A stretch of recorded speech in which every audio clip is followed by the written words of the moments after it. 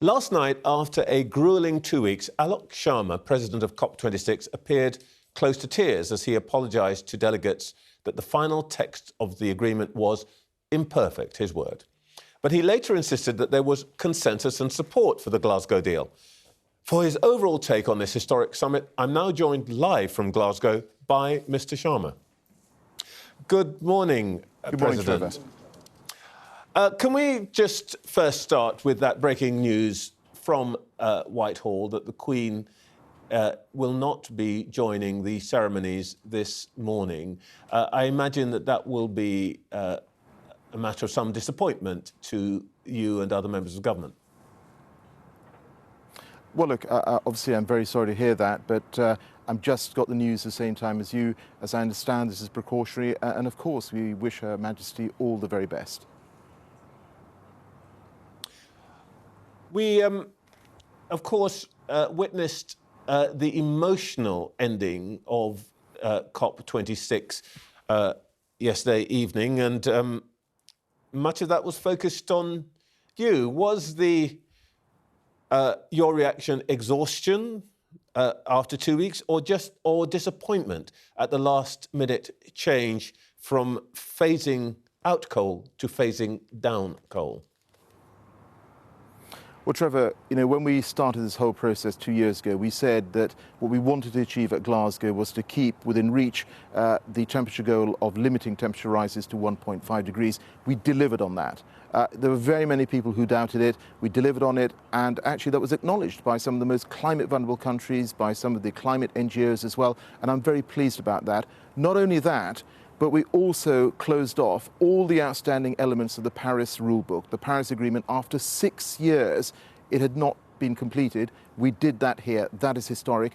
And we also ensured that there was more money coming to support developing nations.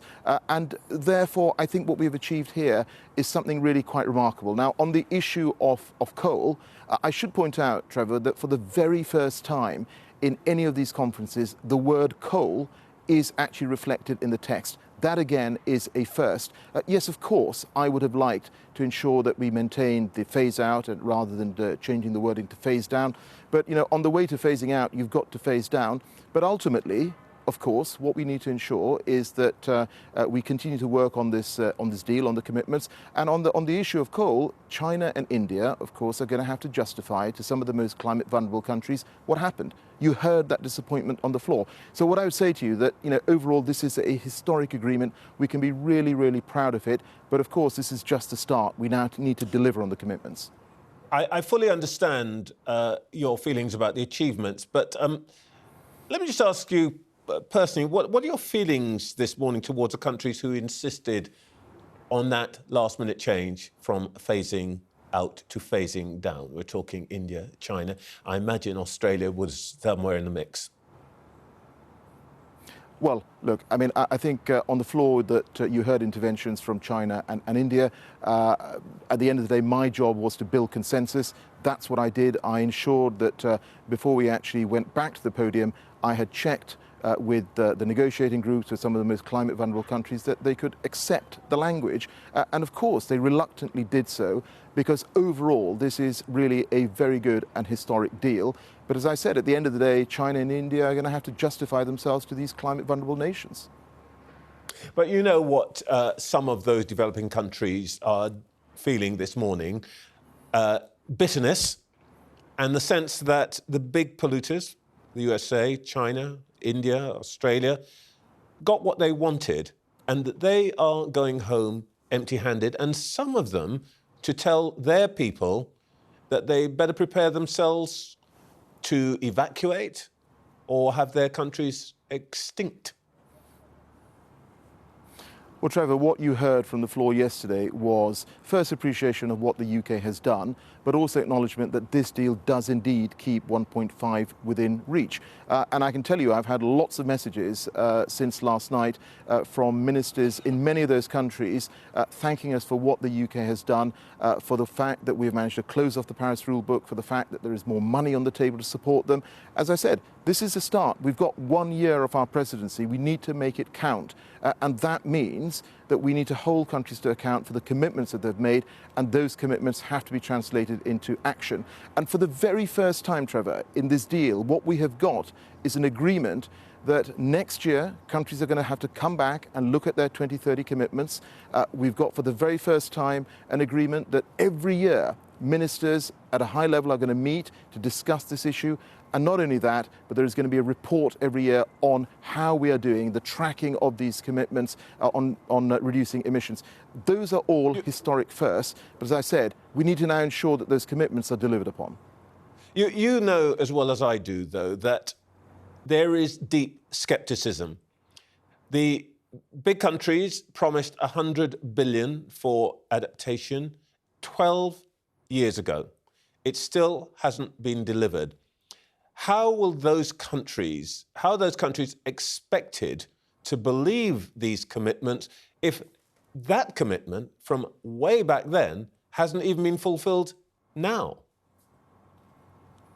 Well, look, Trevor, I've been to many of the climate vulnerable countries over the last year, and I completely understand their sense of frustration.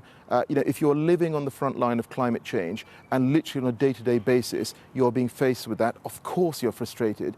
But as part of this process, one of the things that we did do, I asked other ministerial colleagues and other governments to pull together a delivery plan. We know with confidence that 100 billion will come in 2023. It may come earlier, and that over that 5-year period from 2021 to 2025, we will have 500 billion plus to support developing countries. That is appreciated. You talked about adaptation. Well, I can tell you that in this text, it makes it very clear that there's going to be a doubling of adaptation finance to support countries by 2025. So we have made progress, and countries do acknowledge that. But of course, there is always more to do. This is a 26th COP. There will be another COP. This is a process. But in this case, I think we can say with some justification what we've achieved here is absolutely historic. You said that the pulse of 1.5 is alive, but the pulse is pretty weak.